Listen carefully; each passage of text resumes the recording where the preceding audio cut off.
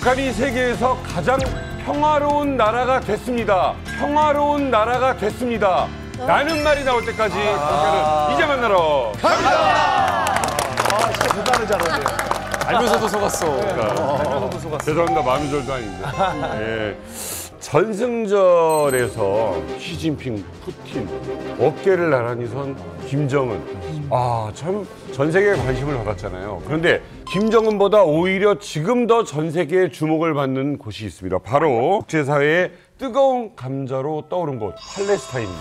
예. 자, 뉴스에 참 많이 등장을 하고 있죠. 최근 이스라엘의 행보를 보면 팔레스타인을 지도에서 삭제하겠다, 없애버리겠다라는 이야기가 나오고 있을 정도입니다. 과연 진짜 팔레스타인은 세계 지도에서 사라지게 되는 건 아닐까 우려가 됩니다.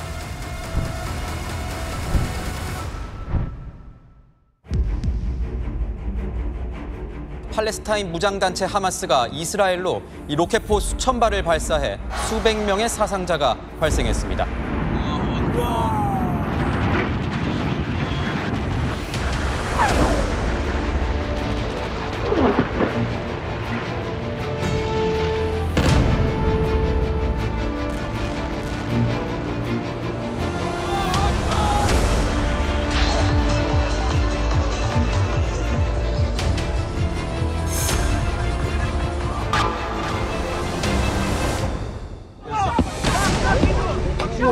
사람들이 축제 안 한 줄 알고 쳐다보고 있었다는 거 아니에요? 그러니까.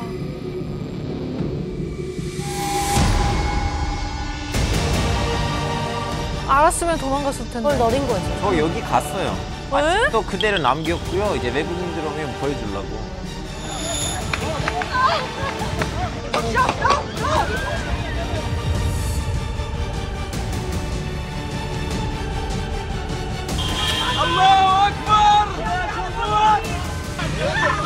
아, 251명을 납치를 한 서울에서. 이게 도화선이 됐어요. 이게 도화선이 시작이었습니다. 됐어요. 그냥 진짜 편하게 놀고 있었던 거잖아요. 얼마나 놀랐어. 축제에서 기분 좋게.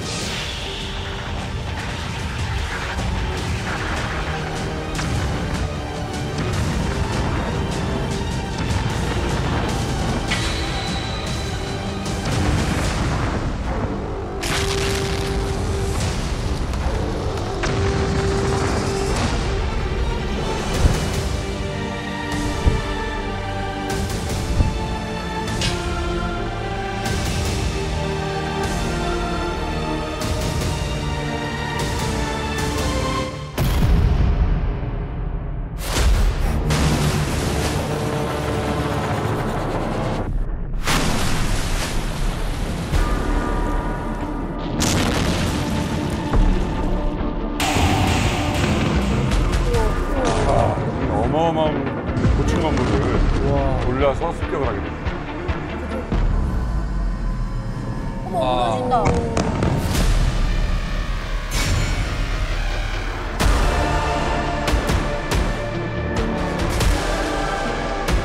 שאנחנו נפיל את מגדלי הטרור בעזה, זה בדיוק מה שאנחנו עושים. ראו, הוזהרתם. צאו משם.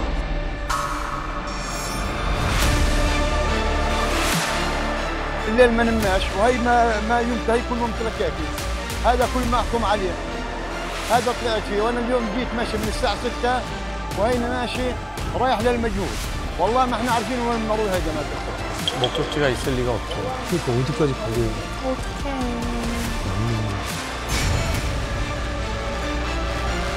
After years of suffering and bloodshed, the war in Gaza is over.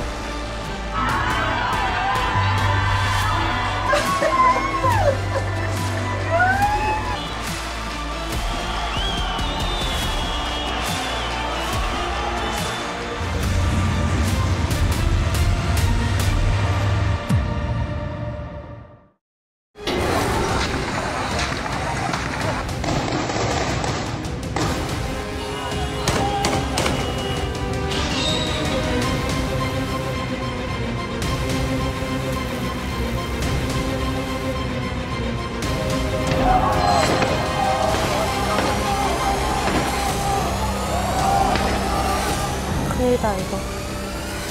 끔찍한 네, 현장입니다. 이게 지금 굉장히 오래됐네요. 안타깝죠. 23개월 됐습니다. 그러니까 이스라엘 내에 이 팔레스타인 자치지구, 그 가자지구 있잖아요. 네. 이 가자지구를 통치하고 있는 무장 정파가 하마스입니다. 이 하마스는 불법 세력이에요. 전 세계가 테러리스트로 규정하고 있는 집단입니다. 근데 이 하마스가 가자지구를 점령하고 있는 그런 상황이라 이스라엘군이 가자지구를 공격하고 있는 건데 이 전쟁이 길어지면서 애꿎은 민간인 이 팔레스타인 주민들의 피해를 우리 영상으로 봐서 네. 이스라엘 네타냐후 총리가 국제사회의 비판의 목소리를 받고 있죠. 그런데 우리가 잊어서는 안 되는 건 명백한 건 이 전쟁의 트리거를 누가 당겼냐? 이 하마스가 당긴 거예요. 2023년 10월 7일 하마스가 기습을 하죠. 특히 이 무장 병력을 동원해서 이스라엘 국경을 넘어서 수천 발의 로켓을 이스라엘 민간인을 향해 쐈습니다. 그래서 그때 당시 이 하마스의 손에 이스라엘 민간인 수백 명이 학살당했습니다. 그게 이 전쟁의 시작이에요. 그렇죠, 그렇죠. 이걸 잊어서는 안 됩니다. 이때 하마스에게 납치된 이스라엘 민간인 몇 명인지 아세요? 학살당한 사람과 별도로 251명입니다. 그러니까 안 그래도 가자지구가 눈에 가시였던 이스라엘 네타냐후 정권 앞에서는 이 명분이 생긴 거죠. 그렇죠. 하마스 무장 세력을 이스라엘 땅에서 아예 쫓아내야 한다라는 명분을 쥐어주게 된 거죠. 2년째 이 전쟁이 사실 계속되었던 건 아니고 한 차례 초반에 뜨겁게 붙었다가 소강 상태에 있었다가 최근에 다시 변수가 발생한 거죠. 올해죠. 9월 15일 가자지구에서 하마스를 완전히 제거하겠다라는 하마스 괴멸을 선포하게 됩니다.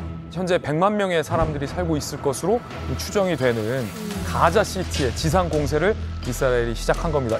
이스라엘의 이번 군사작전의 이름도 있습니다. 기드온의 전차라는 작전명도 붙었습니다. 와.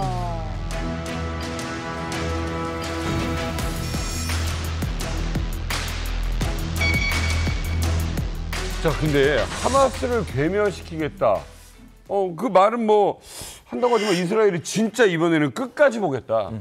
아예 뿌리채 뽑겠다는 얘기로 들리거든요. 네, 사실 중동 문제에 대해서는 우리가 그다지 크게 보도하거나 또 관심이 없었던 시기가 있었기 때문에 이스라엘이 왜 이토록 하마스를 제거하는 데 집착하는지 또 이스라엘과 하마스의 이 전쟁이 가져올 우리의 어떤 영향이 있는지 이것이 정말 궁금한 어떤 그런 시기가 아닐 수 없습니다. 그래서요. 오늘은 중동 문제하면 이분을 빼놓고 이야기할 수 없습니다. 한 분의 전문가를 모셔서 좀 더 심도 깊은 이야기를 들어보도록 하겠습니다. 한국외대 중동연구소의 백승훈 박사님 나와주셨습니다. 네, 안녕하세요. 반갑습니다.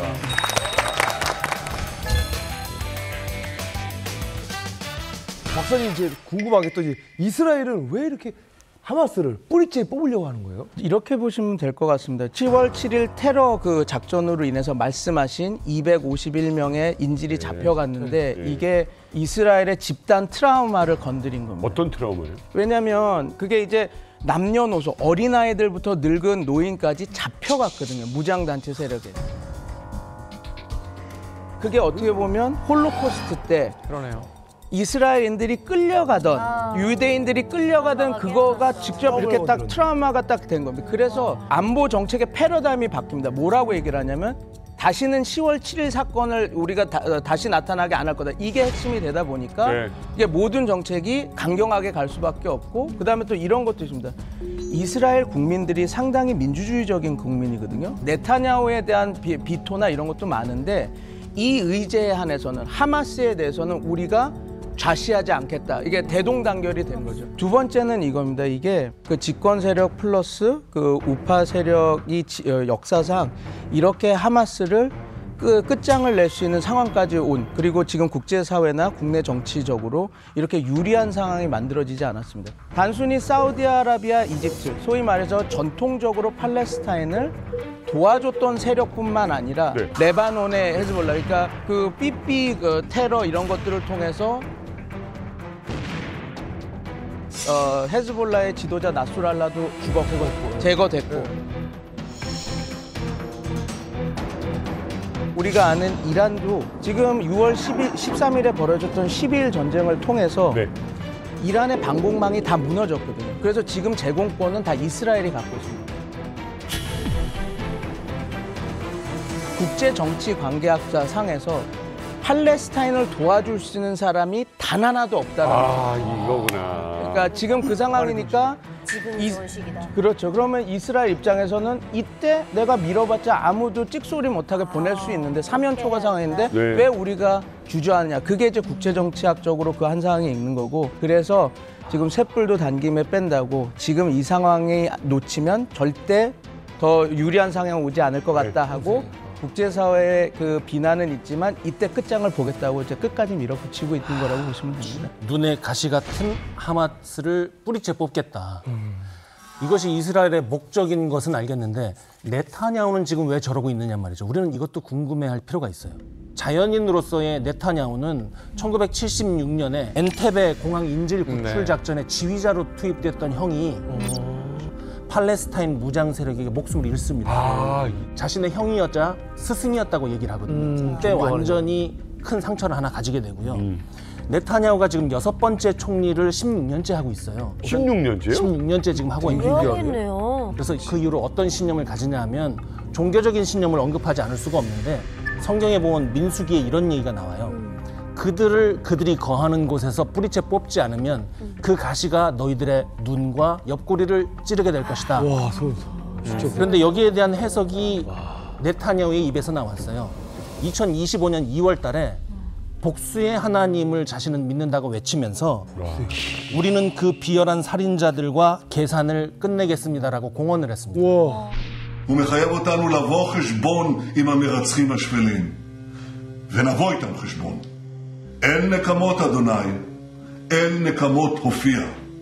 נשמיד את הרוצחים, נחסל את החמאס. 와. 결국 네타냐후 개인이 갖고 있는 그 복수심, 그 자신이 갖고 있는 신념 때문에 하마스를 반드시 가자 지구에서 완전히 제거할 것이다. 정치적 입장으로도 꼭 그럴 수밖에 없는 상황이네요, 보기는. 그러니까 한 민족을 완전히 절멸시키겠다라는 거거든요. 왜냐하면 하마스만을 절멸시켜서는 안 되는 겁니다. 왜냐? 하마스라는 사람들이 왜 그렇게 과격해지냐 그 이유가 다 있거든요. 유학할 때 옆방 애들이 팔레스타인 애들이거든요. 걔네들 말 들으면 나도 총 들고 나가고 싶어요. 그러니까 복수의 복수잖아요. 이거. 내가 살다가 쫓겨난 거니까. 그래서 걔네들한테 물어보니까 돌아갈 생각이냐 그러니까 자기는 안 돌아갈 거라고. 왜냐면 거긴 희망이 없다 그러더라고요. 그런 절망 상태거든요. 그러니까 절망에 있는 사람들이 또 하마스를 막 또 지지를 하는 거죠. 그러다 보니까 만약에 지금 하마스를 군사적으로 괴멸시킨다 하더라도 그 민중들의 지지를 받는다면 안 되거든요. 그러니까 여기 자체를 다 없애버려야 되니까 그 방법은 뭐냐면 가자 지구 같은 완전히 점령하고 여기 있는 사람들을 몽땅 몰아가지고 저 인디언 보호구역처럼 그러니까 옛날 말하면 이제 강제 수용소죠. 왜냐하면 지금 가자 지구도 전 세계에서 인구 밀도가 가장 많은 데보다 10배가 높거든. 근데 이게 무서운 게요. 역사가 반복되고 또 당한 피해자가 가해자로서 전환되는 게 사실 우리가 그 일본에게 개항을 허가했던 것도 일본이 미국에게 그대로 당했던 방법을 우리나라에 와서 그대로 사용했거든요. 그러니까 결국 이스라엘도 지금 자신들이 나치에게 당했던 방법을 그대로 사용을 하고 있는 거예요. 그렇죠? 역사의 아이러니이자 무서운 점이죠. 그러니까 한 가지는 뭐냐면 지금 6만 명이 죽었거든요. 그 가족들은 어떻게 이 사람들 나중에 뭐가 될까요? 또 하마스 대원이 될 수밖에 없어요. 제가 여기서 조금 하나를 연결하면 하마스를 괴멸한다고 이 세력이 없어지냐? 그렇지 않습니다. 그 뿌리가 왜 근본이 지금 말씀하신 대로 어디서 그 악의 고리가 시작되는지를 풀어내지 않으면 하마스를 죽인다고 해서 또 다른 하마스가 나오지 않느냐? 저는 분명히 나온다고 봅니다. 지금 말씀하시는 6만 8천 명의 죽은 피해자들의 그 가족들 공유하기 때문에 아들이나 형제, 친척들 계속 그렇게 될 겁니다. 이게. 그래서 가슴 아픈 일이죠. 그러면은 이스라엘 군의 그 공격을 받은 가자 지구 상황은 지금 어때요? 사실은 작년 이때 거기 가 있었어요. 작년 이때요? 네, 작년 이때쯤. 거기 갔는데 이제 다 눈에 앞에 보이잖아요. 그 앞에 있는데 거의 SF 영화 그 자체였어요. 왜냐하면 제 눈에 보이는 모든 건물들이 다 폐허 상태였고 멀쩡한 건물 하나도 없었고 거기 있을 때도 자꾸 이렇게 폭탄 소리들이 날리고 여기저기 폭탄이 떨어지고 이런 상황이었어요. 아니 최근에 SNS에 그 사진 한 장이 이렇게 비교로 공개가 됐는데요. 2003년 이전의 그 가자지구하고 최근 가자지구 사진 2장을 붙여놓은 거예요. 왼쪽에 2023년 이전 가자지구는 칼라로 찍혀 있고 2025년 현재는 흑백으로 찍혀 있는 줄 알았어요. 근데 흑백이 아니고요. 둘 다 칼라 사진인데 2023년 이전의 가자지구가 하도 폭격을 맞아가지고 콘크리트 잔해로 덮이고 건물이 다 붕괴된 상태가 돼서 콘크리트의 그 회색 색깔만 남아 있어서 마치 칼라로 찍었는데 흑백 사진인 것처럼 현재 가자지구가 지금 변해 있더라고요. 아니 근데 어떻게 보면 이제 가자시티에 100만이 지금 있다고 들었는데 팔레스타인이 아니 그러면 주민들은 대체 어떻게 해야 되는 거예요? 주민들만 불쌍한 거죠. 솔직히 이제 이 팔레스타인 문제가 생각보다 굉장히 복잡해요. 그러게. 왜냐면은 2000년 전에 여기가 이제 그 유대인들의 땅은 맞았어요. 그러다가 이제 로마가 여기 작살내면서 유대인들을 다 유럽을 끌고 가요. 그러면서 2000년 동안 소위 여기서 이제 팔레스타인인들이 쭉 살아왔어. 그러다가 2000년 만에 1948년도 즈음해가지고 유대인들이 다시 돌아와가지고 2000년 전에 여기 우리 땅이었으니까 땅 내놔라. 그래서 2000년 만에 돌아와서 야 2000년 전에 우리 땅이니까 방 빼. 팔레스타인인들은 2000년 동안 우리 살아왔다. 못 빼. 가장 빨리 민간인들을 이른바 속에 그러니까 방을 빼게 만드는 방법은 안타깝게도 최대한 피해가 많이 나게 하는 방법을 쓰는 거예요 지금요. 일단은 가자시티에 있는 팔레스타인 주민에게 떠나라 하고 경고를 해요. 그런 다음에 이스라엘이 12층짜리 타워를 시작해가지고 고층 빌딩만 전투기를 보내가지고 이제 그 공습을 해서 파괴를 합니다. 지금 보시는 거 같죠. 주변에 다 민간인들이 있었잖아요. 문제가 뭐냐면 저 주변 높은 빌딩 주변에 민간인들이 텐트를 치고 다 있었던 상태였거든요. 아이고. 그러면 당연히 안타깝게도 저게 무너지면서 주변에 있는 민간인들이 이제 피해를 당했어요. 그치. 그러면 이건 그거예요. 민간인들 이렇게 피해를 당하니까 지금 더 당하기 전에 빨리빨리 우리가 망하는 것처럼 남쪽으로 방 빼라고 안 그러면 너희들 희생이 더 증가될 것이다. 어떡할래? 라고 경고를 하는 거죠. 끔찍한 경고죠. 뭐 이제 양쪽 상황은 다 알겠는데 근데 아까 보니까 피난길에 오는 사람들 보니까 어딜 가야 될지 모르겠다. 이게 문제인 거예요. 그러니까 떠나라는데 어딜 가야 될지도 모르겠고 먹을 것도 없고 물도. 그냥 길 가다가 죽으란 얘기야. 뭔가 이게 보면서 너무 안타까운 게 우리는 그래도 탈북할 때 대한민국이라는 목표가 있는 거야. 목적지. 그래서 헤매고 뭐 무슨 화장실에 씻는 물이라도 먹으면서 생명을 연장해야 되는 명분이 있는데 이게 도대체 어디 가야 되는지 모르겠는 거야. 애들을 어떻게 해? 애기들은 어떡할 거야? 그런데 이렇게 일방적으로 몰아붙이기만 해서는 사실은 이 가자지구를 완전히 단기간에 비우긴 쉽지 않을 거예요. 네. 그렇다면 분명히 어디로 가라, 뭐 어디에는 머물게 해주겠다라는 이야기를 분명히 해야 될 텐데 지금 상황이 어떤 겁니까? 이스라엘군은 일단 남부로 대피하라고 전파를 했습니다. 대표적으로 알마와시라는 곳으로 지금 가라고 얘기를 했어요. 그 일대에 텐트, 구호품, 의료 시스템 등을 준비해 놨으니까 그곳으로 가라고 얘기를 했는데 여기를 인도주의 구역이라고 했고 기본적으로 살 수 있는 곳이라고 했지만 이미 포화 상태입니다. 유엔 인권국에서는 비인간적인 환경이라고 얘기를 했는데 그것은 예를 들자면 700명이 화장실 하나를 공유합니다. 그러니까 이 대소변을 어떻게 할 거예요? 그러니까 그들을 포위하고 몰이해서 집결시키죠. 그리고 다른 곳으로 이동시킵니다. 그 다음에 이 가자지구 같은 곳이 비잖아요. 그러면 거기에 있는 정치, 문화, 역사, 그들의 정체성이 있을 만한 것을 다 없애요. 그러고 나면 가자지구에서 어떤 곳으로 떠난 이 사람들은 남아있을지라도 그들의 삶의 모든 시공간이 없어지기 때문에 결국은 결과적으로 민족이라든지 집단이 해체가 되는 겁니다. 소멸되는 거야. 그래서 전쟁이 끝난 다음에 어디로 집합을 하라라고 이스라엘 국방장관이 선언을 했냐면 저 지도 보십시오. 라파라고 보이죠? 네. 이집트와 그 가자 지구 사이 경계 국경 이른바 국경지대에 있는 거기요. 거기에 다 모여라. 200만 명을 수용하겠다라고 밝혔어요. 근데 저 라파라는 지구가 얼만큼 큰 곳인가? 종민 씨, 천지종민 씨, 한번 상상해 보십시오. 얼마나 큰 곳이길래 200만 명을 수용한다라고 생각했을까요? 200만 명. 좀 허벌판처럼 좀 땅이 좀 있지 않을까요? 대략 어느 도시 우리나라에? 대전이요. 대전. 대전이면 200만 정도가. 근데 저 라파 지구가 현재 도시 면적이 64평방킬로미터인데 이러면 감 안 잡히시죠? 우리 한국인은 축구장으로 비교하잖아요. 축구장 작아요. 더 쉬운 걸 할게요. 여의도. 울릉도보다 작아요. 울릉도. 너무 작다. 울릉도가 큰 섬 같지요? 제주도의 25분의 1이거든요.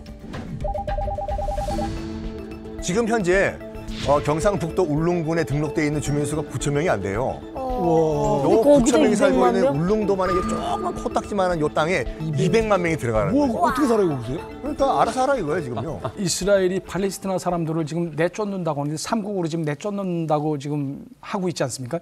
그럼에도 불구하고 사실 수용할 수 있는 나라가 과연 몇이나 되겠는지 없어요. 없을 거라고 생각을 합니다.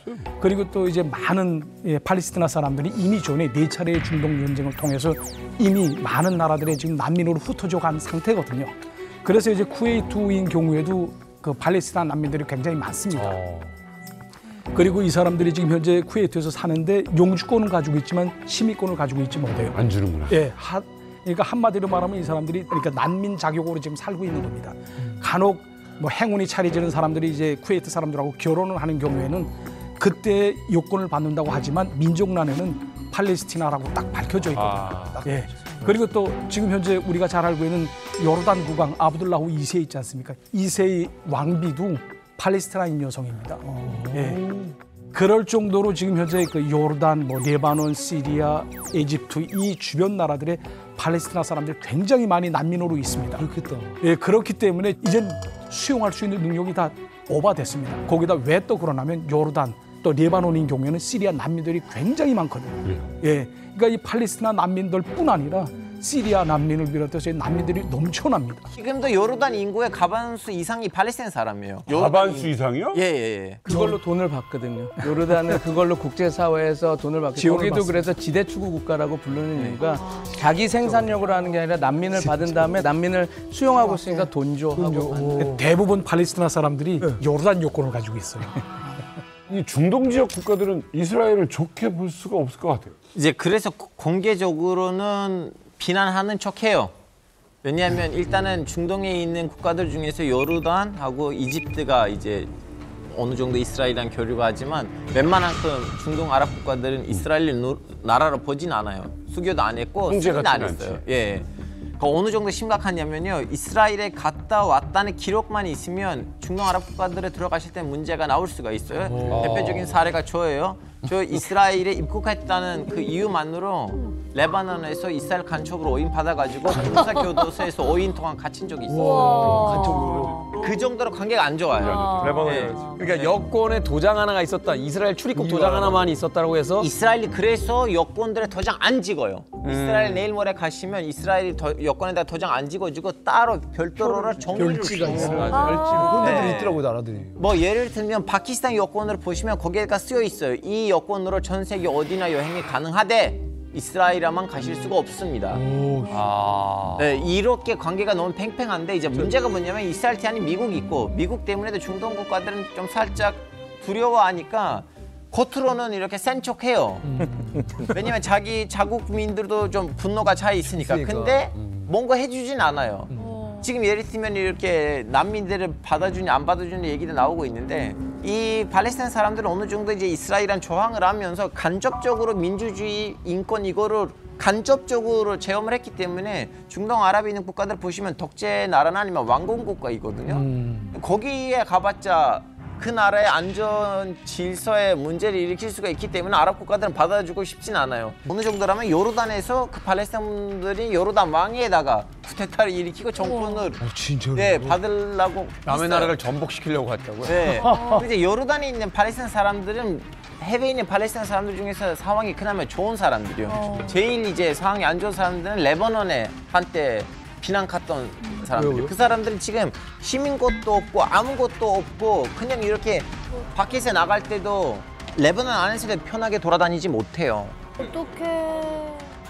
자, 이게 뭐 전쟁이 신사들끼리 어떤 결투가 아니기 때문에요. 전쟁이 길어지면 길어질수록 사실은 룰은 다 깨지기 마련이고 결국은 아주 비열한 형태로서 이제 전쟁이 진행이 되게 되는데 이스라엘의 전면 공세로 인해서 이 수세몰래 하마스가요 민간인을 살아있는 방패로 내세웠다고 합니다. 심지어 하마스는 충격적인 인질의 영상을 공개했어요. 그러니까 말하자면 자꾸 공격하면 니네 인질들 우리가 다 희생시킬 거야 라는 영상을 공개했습니다. 보시죠. 이거 뭐야? 자, 이게 뭐야 저기? 그냥 끌고 가는 거야. 어머. 진짜.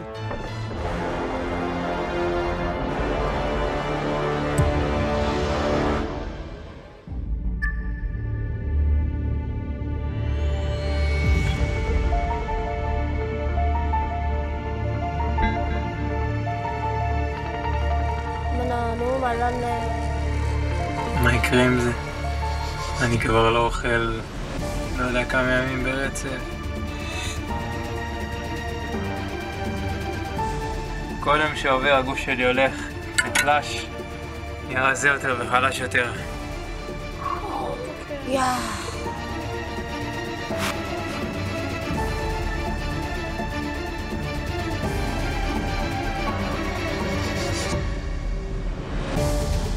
אני גיא גלבוע דלל, האסיר שנמצא בשבי גדודי אל-גסאם בעיר עזה. היום יום חמישי, ה-28 לאוגוסט 2025. 심리전을 하는 거겠죠. 그렇죠. 얼마나 가족을 보고 싶어.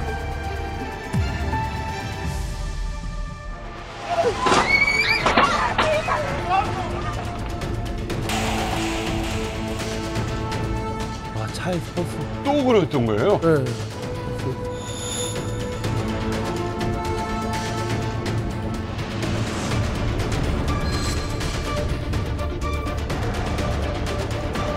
뭐 어떡해.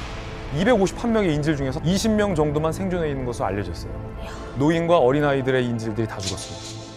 이 살아있는 20명의 인질 중에 최근에 하마스가 공개한 영상이 아까 그 2명의 이스라엘 청년이에요. 이들이 하마스에 납치된 후 700일 가까이 가자 지구에 억류돼 있는데 사실 다른 끔찍한 영상들이 더 많아요. 허공을 응시한 채 반쯤 정신이 나가 있어요. 몸과 정신이 다 피폐해져 있습니다. 가족들에게 돌아가고 싶다, 제발 데려가 달라라고 호소를 하는 영상을 하마스가 공개했는데 이 영상을 하마스가 공개한 의도가 뭘까요? 심리전을 펼치는 거죠. 엄청나다. 그러니까 이제 이스라엘인들, 유대인들 인질을 그 땅 속에 이제 감금을 해 있다가 공격이 임박하니까 이제 인질을 땅 위로 이제 올려 보낸 거예요. 공격하면 너희들 이스라엘인들 인질 죽는다. 이거죠. 너희 미사일. 너희들이 쏜 미사일에 너희들 주민들 국민들 죽는다 이거예요. 그것도 모자라 가지고 심지어는 이런 말하고 있습니다. 그 자기 하마스가 같은 팔레스타인 주민들에게 있어라. 움직이지 말라고. 만약에 이주를 시도하는 이들은 처형하겠다. 그러니까 의도적으로 민간인을 희생을 하겠다라고 하는 것은 비난받아 마땅합니다, 진짜.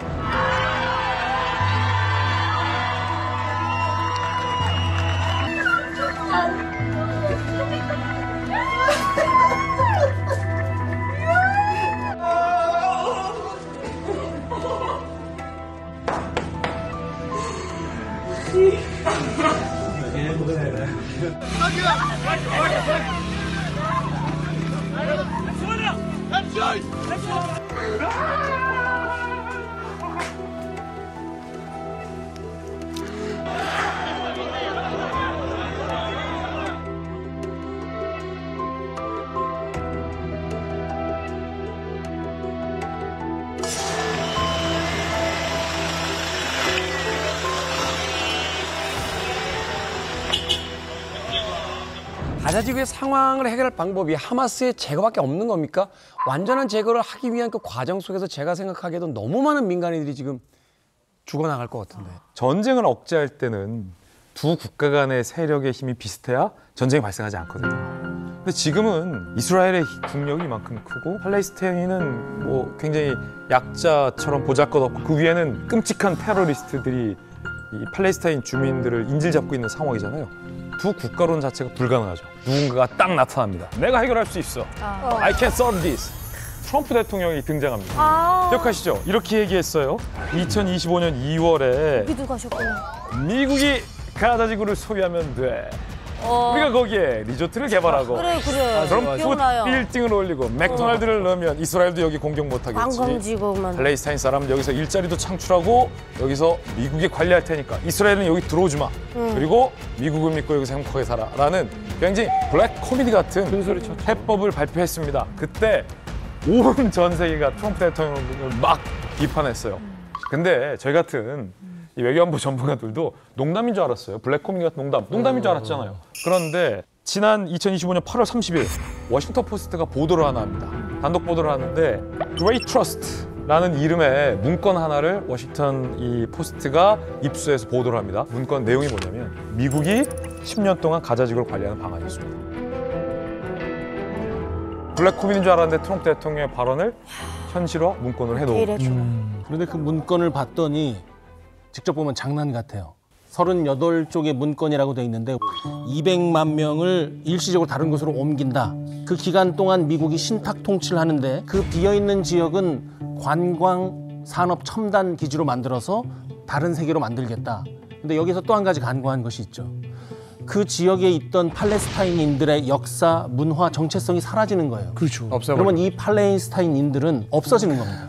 팔레스타인에게 뭐 돈을 주거나 뭐 살게 한다는 그런 안이 있는 거예요? 그 안에는? 기본적으로 주민들에게 5,000달러를 지급을 하겠다. 이주 지원금을 5,000달러를 지급하는데 따지자면 한 700만 원 정도잖아요. 500만 원 주겠다고요? 일회성으로. 그리고 4년간의 임대 보조금 차로 그걸 주고 1년치 식량을 지급을 하겠다. 그러니까 사실 굉장히 팔레스타인인들을 제가 봤을 때는 이건 인간 이하로 보고 있는 거라는 생각밖에 안 들어요. 이거를 가지고 장난하듯이 그렇게 얘기하면 안 되잖아요. 진짜 진지한 접근을 해야지. 근데 트럼프 대통령이 예전에요, 가자지구 개발 구상을 담은 AI 영상을 본인 SNS에 올린 적이 있습니다. 바로 이 영상이에요.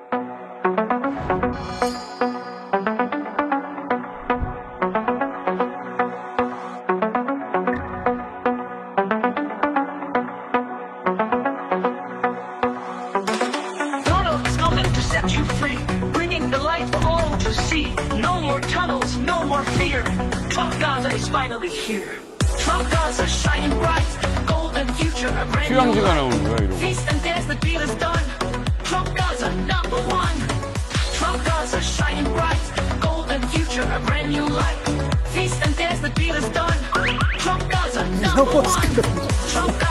그때 치셨으니까.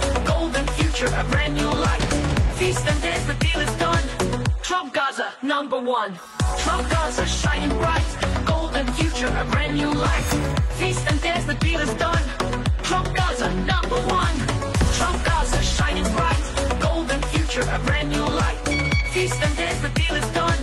Trump Gaza number one.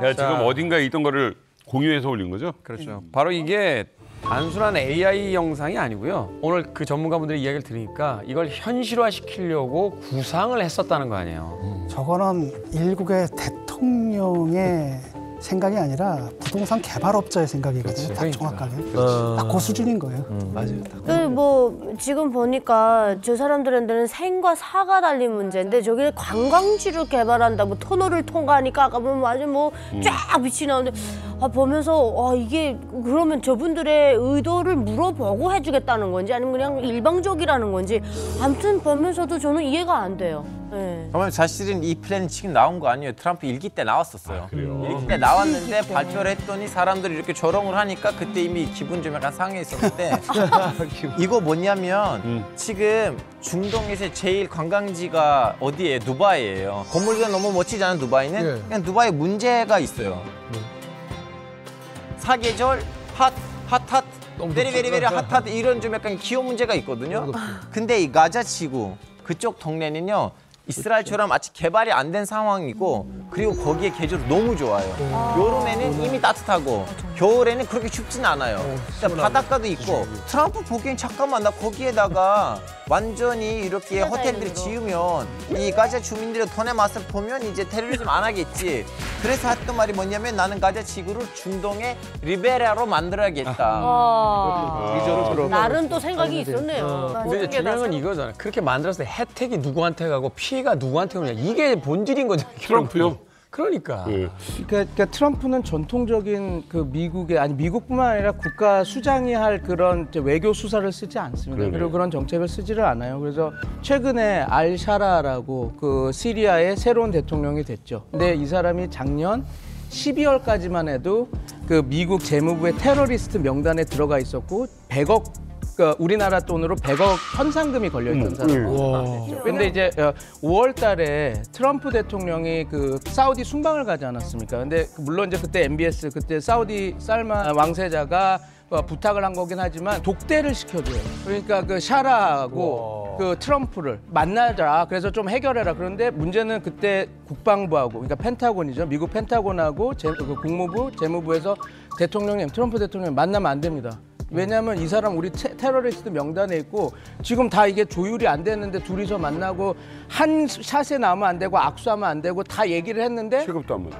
해버렸습니다. 만나서 그냥 만나서 딱 이렇게 딱 한 거죠. 그러면서 다마스커스에 트럼프 타워도 짓고 우리가 너네들 재건 사업할 때 우리 미국 기업들이 가겠다 이런 식으로 이렇게 딜을 한 거죠. 근데 이 장면을 보고 제가 조금 뜨악했던 부분이 있었습니다. 뭐냐면 이게 북한이라면 어떻게 됐을까? 왜냐하면 지금 트럼프 입장에서는 기존의 문법을 따르지 않기 때문에 김정은을 만날 때 김정은이 우리 금강산 하게 해줄게, 나 이렇게 합시다 그러면 why not? 금강산 메이드 바이 트럼프, 현대 아산 다 말도 안 쫓아내고 돼. 딱 한다라고 하면 딜이 돼. 그러면 어떤 게 걱정이 되냐면 우리나라 정부가 상당히 준비를 해야 되겠다라고 생각하는 게 트럼프는 그걸 할 수 있는 상상력과 하는 사람이기 때문에 북한이 늘 하는 게 뭡니까? 통미봉남이잖아요. 네. 미국과 통하고 남쪽을 막겠다라고 하는데 그거가 너무 잘 되게 할 리더라는 겁니다. 과연 우리나라 입장에서는 어떻게 위치를 하면서 그걸 뚫어낼 것인지, 보호할 것인지, 그 한미 관계를 굳건히 할 것인지 그런 것들에 대해서 조금 고민을 해봐야 되지 않을까라는 생각이 너무 많이 들었어요. 그 샤라 그 사건을 보고요. 우리에게는 참 예측할 수 없는 지도자로 이제 트럼프가 비춰지는데 그래서 모두가 안 돼라고 할 때 왜 안 돼? Why not? 이라고 이야기하는 이 트럼프 대통령. 그래서 참 곤혹스러운 상대이긴 한데 현재 이 가자지구를 섬멸하겠다고 외치고 있는 이스라엘 입장에서는 한편으로 이 트럼프가 가장 든든한 또 뒷배가 아닐까 하는 또 생각을 해보게 됩니다. 그러게요. 언제나 그렇습니다. 언제나 미국은 이스라엘 편을 들어요. 중요한 순간에 결국은 이스라엘 편입니다. 뭐 이게 막 뉴욕의 부자들이 다 유대인이라서 그렇다 뭐 이런 소리 많은데 진짜 이유가 뭡니까? 왜 그러면 미국은 이스라엘을 그렇게 뭐 아무 이유도 없이 카바하고 보호를 해주냐 궁금하시죠? 네. 이스라엘과 미국의 관계, 그 애증의 관계를 이만가 최고의 코너로 떠오르고 있는 코너 속의 코너, 코속코, 썬킴의 거침없는 세계사에서 소개해드리겠습니다.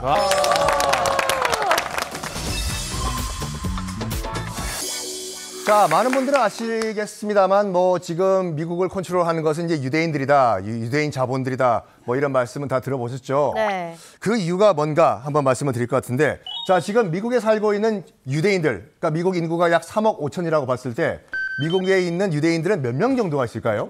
근데 우리가 이제 인구 분포 이렇게 보면 뭐 히스패닉계가 16%, 흑인이 13%, 뭐 아시아 6%인데 유태인들에 대한 퍼센트는 제가 못 본 것 같은데요? 맞습니다. 3%가 안 돼요. 그러니까 미국에 지금 600만 명의 유대인들이 살고 있는데 600만 명? 미국 인구가 3억 5천이라니까요. 그러니까 3%가 안 됩니다. 그리고 이스라엘 본국에 730만 명의 유대인들이 살고 있거든요. 우와, 저기 저렇게 많아? 그러니까요. 거의 비슷한 수의 유대인들이 미국에 살고 있습니다. 그러면 언제 본격적으로 수많은 유대인들이 미국 땅으로 건너왔을까 하면은 뭐 홀로코스트는 뭐 이 나중에 뭐 2차 대전 때 일인 건 아시죠? 뭐 600만 명이 넘는 유대인들이 이제 그 아우슈비츠 수용소에서 대학살 당한 거요.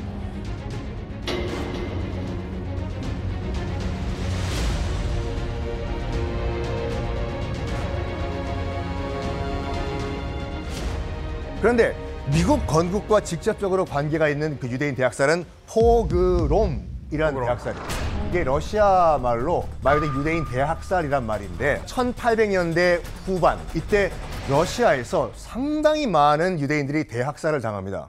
그때가 러시아가 진짜 찢어지게 못 살았던 때거든요. 그러니까 러시아인들도 야, 우린 이렇게 못 사는데 아니 유대인들은 왜 저렇게 떵떵거리고 돈 많고 저렇게 잘 사냐. 우리가 가져야 될 부를 유대인들이 뺏어간 것이 아니냐. 러시아에서 대규모 유대인 학살이 벌어져요. 그때 한 500만 명의 유대인들이 그 러시아에 살고 있었는데 다 뿔뿔이 흩어집니다. 자, 그리고 이스라엘을 건국한 유대인들 있죠. 네. 대부분 다 러시아 포그롬 박해를 피해서 내려온 유대인들이에요. 그러니까 일대 이스라엘 대통령이었던 벤구리온도 러시아에서 탈출한 유대인이었고 놀랍게도 지금 네타냐후 총리 집안도 범러시아 폴란드에서 탈출했던 집안 출신이에요. 자, 이제 유럽으로 옵니다. 이 난민들이요. 유럽도 2000년 동안 유대인들을 싫어했잖아요. 그럼 갈 데가 어디 있냐? 야, 그럼 지금 대서양 건너에 미국이란 새로운 국가가 건설됐다고 한다.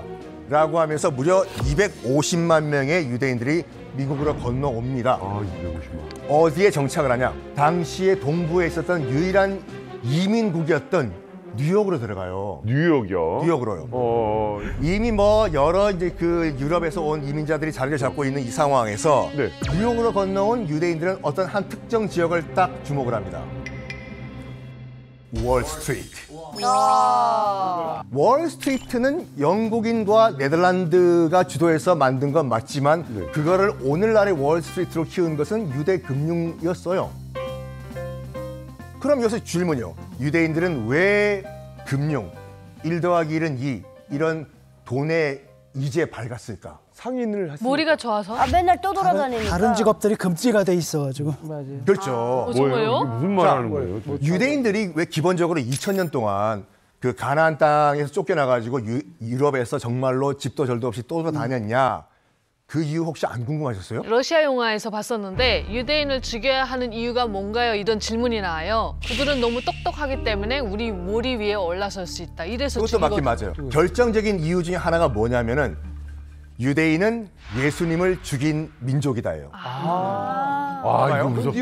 아까도 말씀드린 같이 유대교는요 기본적으로 선민 사상이에요. 신은 우리만 구원해 준다예요. 네. 우리 유대교를 믿는 사람들만. 그거를 2000년 전에 아니 왜 유대인들만 신의 구원을 받을 수 있냐? 모든 사람들이 다 구원을 받을 수 있다라고 주장한 한 젊은이가 등장합니다. 누구예요? 바로 예수 그리스도예요. 유대교 기득권층에서 봤을 때는 얘가 이뻐요 안 이뻐요? 안 이쁘죠. 기득권에 도전하는 거였습니까? 그렇죠. 그래가지고 자기 손으로는 못 죽이고 당시에 본시오 빌라도라고 하는 유대 로마 총독의 손을 빌려가지고 십자가형에 처하게 됩니다. 근데 나중에 로마가 기독교를 받아들이고 난 이후에 딱 봤을 때 유럽에 와 있는 유대인들 우리가 국교로 믿는 기독교의 예수님을 죽인 민족이네? 너네가 죽였어. 되잖아요. 그때부터 철저하게 박해를 미워하기 받아요. 시작하네. 예수님 죽인 민족이다. 그래서 뭐 하냐? 너희들은 직업도 가질 수가 없고 부동산도 못 갖고 공직 진출도 못한다. 그럼 뭘 먹고 사냐? 성경의 말씀 보면요. 형제에게 돈을 꿔줬을 때 이자놀이 하지 말라란 말이 있어요. 근데 사람 살면서 돈 거래는 해야 되잖아요. 그래서 기독교 교인들은 이런 뭐 돈 거래는 대놓고 못하니까 야 유대인들 너희들 와. 우리는 대놓고 못하는 그 금융 거래 너희들이 해. 아 이거 약간 천하게 봤구나. 그러니까 정말 백정같이 우리는 못하니까 더러운 직업 너희들이 해. 된 거예요. 그러다 보니까 유대인들이 아이고 정말로 하기 싫은 이런 그런 금융거래 우리 보고 하란 말입니까? 아이고 그래, 우리도 먹고 살아야 되니까 그럼 이자 좀 받읍시다. 0.5%, 2%, 3%, 5%, 10%, 15% 하다가 도리 대금업자가 된 거예요. 이게요. 거의 2000년 동안 1 더하기 1 돈 계산을 하다 보니까 금융의 천재가 된 거예요. 이야. 이런 가운데 신대륙 미국의 짠 아메리카에 왔지 않습니까? 영국 네덜란드인들이 털을 잡아놓은 월스트리트 보니까 애들 장난인 거예요. 돈을 모르는 거야. 돈을 몰라. 그래 돈을 몰라. 또 영국인 같은 경우는 또 청교도들이 또 주울이었잖아요. 네네. 우리는 돈 싫어합니다. 정말 깨끗한 게 좋아요. 야. 돈을 월 이러니까 야 물만 났다. 유대인들 다 와. 월스트리트 우리가 접수한다. 아니 근데 이게 지금 놀라운 게 돈을 만진다라는 거는 나중에 누군가에게 이걸 또 줄 수도 있고 와 이거 그렇죠. 무시무시해지는데요. 권력을 잡을 수도 있고. 그래서 그러니까 우리가 한 번이라도 들어봤을 지금 그 월가의 대표적인 금융 회사들 있지 않습니까? 골드만삭스, 리먼브라더스, 오, 맨날 듣는 건데. JP 모건 네. 다 유대인들이에요. 와. 뉴욕의 금융을 다스리면 전 세계 금융을 다스립니다. 그러니까요. 즉 뉴욕의 금융가가 유대인 손에 좌지우지 된다는 건 전 세계 금융을 유대인들이 좌지우지한다라고 말할 수가 있어요. 와. 그러니까 지금의 월스트리트를 유대인들이 세팅을 하고 장악을 하게 됩니다. 자 그런데 유대인들은 이런 월스트리트 미국의 금융가만 장악한 것이 아니었습니다. 또 뭐예요? 미국의 IT 업계도 쥐락펴락을 하게 됩니다. 세상에. 지금 다라고? 간단하게 오라클의 레리 앨리슨, 마크 저커버그. 간단하게 이렇게 보시면 돼요. 뭐뭐 버그로 끝나면요. 스필버그도 유대인이에요. 오. 유대인이구나. 하센버그 끝나면. 유대인이에요. 뭐뭐 버그로 끝나면은 독일계 유대인이라고 생각하시면 됩니다. 근데 이게 왜 그러냐면요. 유대인들이 2000년 동안 떠돌아다니면서 재산이 뭐 없잖아요. 유대인들이 아까 머리가 똑똑하다고 하셨죠? 똑똑할 수도 있어요. 근데 유대인들이 2000년 동안 생존 본능으로서 뭘 배웠냐면 재산 갖고 있으면 뺏기잖아요. 네. 집 갖고 있으면 누가 부수잖아요. 근데 내 머릿속에 뭔가 집어넣으면 이건 못 빼가잖아요. 지식. 뭐예요? 지식. 그래서 남들이 내 머리에서 못 빼나가는 지식, 신지식을 우리가 공부하자. 그래서 똑똑해졌구나. 2000년 동안 교육이 공부한 거예요. 탈무드 같은 탈무드가 거. 거기서 그래서 미국에서 IT 기업으로서 유대인들이 크게 성공을 합니다. 근데 이제 유대인들이 금융과 그다음에 IT 이제 그 기업을 장악을 하기 시작했지 않습니까? 네. 드디어 또 한 군데에 눈독을 들이기 시작합니다. 3%가 안 되는 유대인들이 이제 미국을 장악하기 위해서는 뭐가 중요하다? 여론을 우리 쪽으로 끌어들여야 된다라고 생각을 한 거예요. 그러면서 뭐 하냐면 언론계를 장악하기 시작합니다. NBC, ABC, CBS, 너무 유명한 데죠. AP, 로이터, 다 있네요. 뉴욕타임즈, CNN 이 언론사들을 유대인들이 만들었어요. AP통신까지요? AP통신이요. 전부네요, 전부. 그러니까 우리가 지금 미국 소식을 듣고 있지 않습니까? 네. 대부분 유대인 언론을 통해서 듣는다라고 보시면 돼요. 세상에. 자, 그리고 또 하나가 있습니다. 뭐가 있냐면은 이거는 솔직히 보는 사람도 있고 안 보는 사람도 있잖아요. 일반인들의 마음을 훔쳐라. 또 뭐야? SNS? 영화사들. 다 유명한 워너 브라더스는 말 그대로 워너 형제들이잖아요. 워너 형제들 다 유대인 형제들이에요. 20세기 팍스사, 또 와 MGM 있잖아요. 다 유대인 형제들입니다. 아까도 말씀드린 것 같이 스티븐 스필버그가 유대인이잖아요. 신들러 리스트. 그래서 한국에는 개봉이 안 되지만 지금 미국에서는요. 꾸준히 매년 또는 2년에 한 번씩 약간 뭐라고 할까 쉰들러 리스트와 비슷한 홀로코스트에 관련된 영화가 상영이 돼요. 우리는 피해자다라는 거를 나름 홍보를 하기 위해 가지고 제가 또 미국 영화계에 있잖아요. 이랬죠. 그렇죠. 만약 거기서 미국 영화사 대부분 제 명함 받잖아요. 무슨 버거, 무슨 버거, 무슨 버거, 무슨 버거의 프로듀서들이요. 만약에 헐리우드에서 유대인을 욕을 했다. 네. 어떻게 되는지 아십니까? 어떻게 되나요? 멜 깁슨 형님께서 한번 약주를 드시고 유대인 욕을 했습니다. 모든 전쟁은 유대인 때문이야. 을과 갑인 영화사에서 가만히 있었겠습니까? 절대 가만히. 바로 매장됩니다. 아니 김태우 씨 이게 진짜예요? 매장이 됐어요? 저 이야기가 도화선이 되긴 했습니다. 결정적인 타격은 저 이야기와 함께 앞서 방금 말씀하셨는데 패션 오브 크라이스트라는 그 예수님의 일대기에 관한 그러네. 영화를 감독하고 만들었어요. 맞아요. 그런데 그 내용 중에 강렬한 메시지가 뭐였냐면 메시아를 유대인 너희들이 죽였지라는 걸 아주 강렬하게 그 영화 속에서 묘사했어요.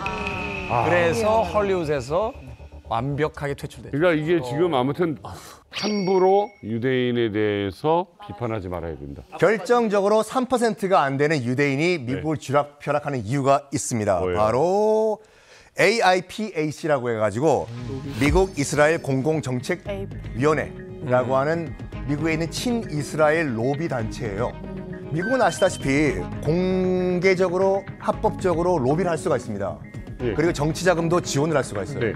워싱턴을 움직이는 로비라고 돼 있는데 미국 정치인들이 신경 쓰고 두려워하는 것이 딱 두 가지가 있어요. 유권자 수, 그런 다음에 정치 자금 규모. 만약에 유권자 수만 봤으면 유대인들은 그냥 무시해도 돼요. 너무 적어요. 3%가 안 되니까.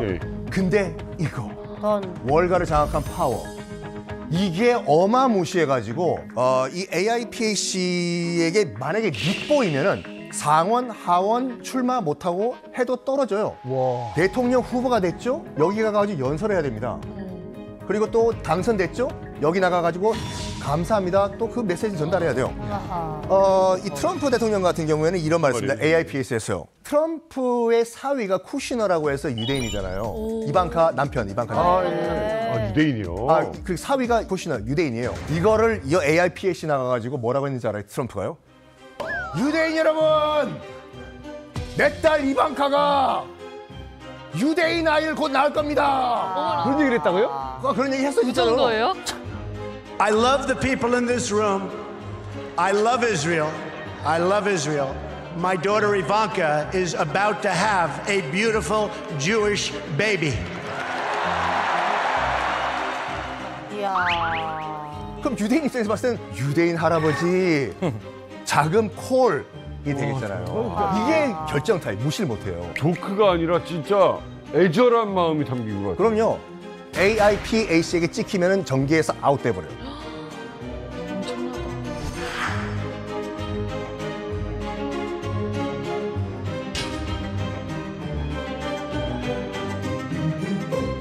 자, 최근 국제사회에서요, 가장 뜨거운 감자처럼 이제 화두가 된 그런 하나의 질문이 있습니다. 그 질문이 뭐냐면, 과연 팔레스타인은 국가인가 아닌가? 자, 여기에 대한 어떤 명료한 답을 제시할 수 없기 때문에 현재 굉장히 이제 복잡한 어떤 상황이라고 하는데 어떤 상황입니까? 특히 이제 전 세계 리더 국가들, G7 국가들은 다 팔레스타인을 정식 국가로 인정하지 않았어요. 이들은 미국, 영국, 독일, 프랑스, 그리고 이탈리아, 일본, 캐나다 모두가 다 팔레스타인을 정식 국가로 인정하지 않았습니다. 왜냐하면 미국 중심의 세계 질서 하에서 사실은 이 이스라엘과 정말로 척을 쥐고 있는 팔레스타인을 국가로 인정할 이유가 G7 국가들에게는 없었던 것이죠. 남을 게 없어요. 그런데 지난 7월에 G7 국가 중 처음으로 프랑스의 마크롱 대통령이 팔레스타인을 국가로 인정하겠다라고 먼저 선언을 했어요. Pour la paix entre le peuple israélien et le peuple palestinien, je déclare que la France reconnaît aujourd'hui l'État de Palestine. 그런데 우리 녹화 기준 23시간 전에 G7 국가 중에서는 캐나다와 영국이 팔레스타인은 국가다라고 선언을 해버렸어요. 그런데 이건 그냥 일종의 선언적 의미의 퍼포먼스다라고 보는 국제사회의 시각이 아직은 많거든요. 왜냐하면 팔레스타인을 정식 국가로 인정하게 되면 뭐가 문제가 발생하냐면 이스라엘에 대해서 적극적으로 공세를 하고 이스라엘에 대해서 전 국제 질서 차원에서 제재를 가해야 되는 거예요. 그렇게 되면 이들 국가는 누구와 대척점에 서게 되냐면 미국과 대척점에 서게 되는 겁니다. 우와, 뭐야. 선생님, 저는 팔레스타인에다 가본 적이 있기 때문에 조금 설명하자면요. 팔레스타인을 인정하는 국가가 이 나라들을 참여하기 직전까지만 하는데 143개국이었어요. 예. 사실은 팔레스타인을 인정한 국가가 많아요. 우리 대한민국도 인정을 안 했지만 유엔 총회 때는 투표할 때는 찬성표를 던지지만 인정을 안 했어요. 대만처럼 대표부가 설치돼 있지 대사관이 설치돼 있지는 않아요. 국가를 인정 안 했기 때문에.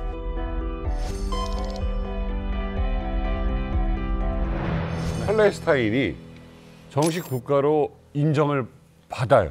많은 이들이 진짜 인정받으면 뭐가 달라지는 겁니까? 첫 번째는 정식 회원 국가가 되면 유엔에서 선거권, 피선거권이 생기는 거예요. 투표권 같은 거. 그렇죠. 국제사회에서 비로소 내 정치를 할 수 있게 되는 거죠. 두 번째로 좋은 건 뭐냐면 국제재판의 당사국이 돼서 자신이 제소를 하고 피소를 할 수 있는 그 자격이 완전하게 주어지는 거예요. 네. 지금 현재로서 팔레스타인이 가장 갖고 싶은 권리 중에 하나가 바로 이걸 겁니다. 세 번째는 뭐가 있냐면 IMF, 세계은행, WTO 같은 다자기구에 가입해서 국가 경제를 발전적으로 나갈 수 있는 토대를 만드는 거예요. 또 한 가지, 지금 팔레스타인인들이 분명 그 땅에 실제적으로 실효적 거주를 하고 있었는데 나가라 하면 나가야 되고 나중에 가갖고 여기 제 땅인데요 그 권리를 못 찾잖아요. 그러니까 가옥 철거라든지 토지 몰수에 대해서 각 개인이 자기의 권리를 주장할 수 있는 것도 팔레스타인이 정식 회원 국가가 됨으로써 발생하게 됩니다. 얻을 게 많네요. 아니 중동에서 외교관으로 북한 외교관으로 근무했던 분 입장에서는 그러니까 팔레스티나가 국가 지위를 그 인정받기는 조금 어려울 것이라고 저는 생각합니다. 왜요? 왜냐하면 그러니까 유엔의 회원국 그 절차를 보게 되면 가입 절차. 우선 희망하는 희망국이 유엔 사무총장한테 제출을 합니다. 신청서를. 그러면 유엔 안보리에서 이제 쭉 다 심의를 해가지고 통과를 시킨 다음에 이거를 추천서를 써서 이 추천서를 유엔 총회에다 제출을 합니다. 그러면 이 유엔 총회에서 3분의 2에 해당하는 나라가 찬성을 해야 유엔 회원국으로 받아들일 수 있습니다. 그런데 이 단계의 중가운데에 있는 유엔 안보리, 여기서도 5개 상임이사국 중에 미국이 힘이 굉장히 세거든요. 그러니까 이 5개 상임이사국이 비토권이 있습니다. 거부권이 있기 때문에 통과를 못하게끔 반대하게 되면 이건 절대 유엔 회원국으로 될 수 없다는 말이에요. 그래서 팔레스타인은 국가입니까 아닙니까? 물론 국가로 인정하는가 마는가는 개별적인 그런 나라들의 자주권에 속하는 문제입니다. 정식 회원국으로서의 진짜 진정한 의미로서의 국가로는 볼 수 없다. 이건 나라 나름이에요. 예를 들면 튀르키예에서는 팔레스타인 대사관 있고 팔레스타인 자치부의 수장이 오면 대통령처럼 튀르키예 대통령이 그분을 모셔요. 그러니까 나라 나름이에요. 실제적으로 북한에도 팔레스타인 대사관이 있습니다. 그러니까 국가로 인정하고 마는 거는 해당 나라의 자주권에 속한 문제이기 때문에 이건 별개의 문제지만 정식 가입함으로써 이제 이 자기의 권리를 행사하는 건 또 다른 문제다 이 소리입니다. 자, 어쨌든 복잡합니다. 사실은 많은 사람들의 의견이 갈리고 있는데 절대로 흔들리지 않고 이 팔레스타인을 무조건 국가로 인정해야 된다고 강력하게 지지하는 나라가 하나 있습니다. 알겠다. 왠지 느낌이 온다. 바로 북한입니다. 네. 북한이 여기서 왜 나와? 갑자기 북한이. 네가 왜 여기서 나와? 이렇게 했어요. 북한 외무성 대변인이 8월 12일 가만히나 있으면 도움이나 주는데 그러니까. 편 들고 나섰어요. 팔레스티나의 가자지대를 완전히 점령할 때 대한 이스라엘 내각의 결정은 날강도적인 흉심을 적나라하게 보여준다. 국제적으로 공인된 팔레스티나의 영토를 강탈하려는 날강도적인 흉심을 적나라하게 보여주는 명백한 국제법 위반 행위이다. 아이고. 또 지난 7월에도 이스라엘을 전쟁 기계, 살인마, 호정광 등으로 지칭하면서 수위 높은 비난을 이어갔는데 이걸 지켜보는 모든 국제사회는 하하라고 허탈해하고 거울을 보여주고 싶네. 여기 다 갖다 거울 좀 볼래? 이거 딱 반사하면 북한한테 해당이 돼요. 야, 아니 그런데 이게 북한과 이 팔레스타인이 원래부터 이렇게 끈끈했었나요? 알고 보면요, 이 북한과 팔레스타인은 거의 혈맹에 가까울 정도로 끈끈한 사이였습니다. 이게 뭐야 끼리끼리야. 당시 이제 그 팔레스타인 해방기구에 야세르 아라파트 의장과 특별한 우정을 이제 김일성이 나눴었는데 어느 정도냐면 아라파트는 무려 6번이나 북한을 방문해서요. 김일성과 만났다라고 합니다.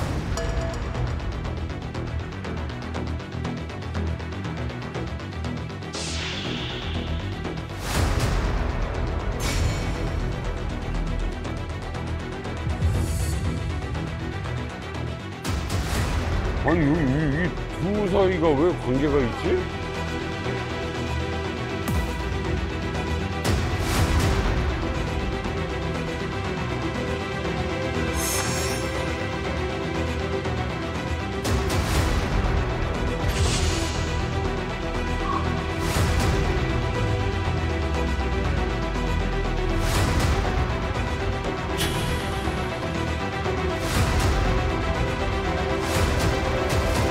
어디 가서 이런 환호를 받아보겠어. 그치. 대대적으로 홍보하는 거지. 어머. 저렇게 꺾여 하는 거. 진짜 문 사이에서 지금 막 몇 분.